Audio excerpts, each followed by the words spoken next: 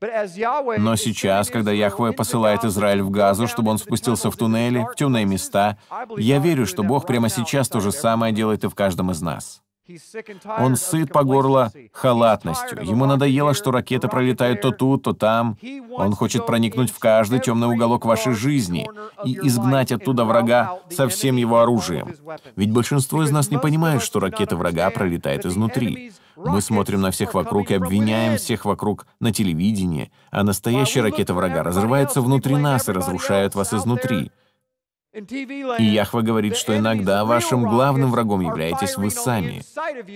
Бывает, что вашим главным врагом являются семена дерева познания добра и зла, которые кто-то посеял в вас благодаря тому или иному душевному потрясению или ужасному отношению. И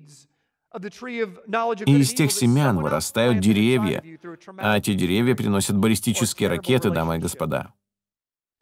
На тех деревьях не растут плоды. Когда ракеты падают, внутри вас происходят взрывы, и вам больно. Некоторые из вас знают, о чем я говорю, потому что вы ведете внутреннюю борьбу. Если же вы уступите Яхве, если же вы обопретесь, поведете, двинетесь, опуститесь на колени, будете молиться и смиритесь, когда Господь Бог проникнет в самые сокровенные уголки вашего сердца, если вы подчинитесь тому, что Он говорит, Он вытащит из вас те ракеты, Он извлечет из вас те семена.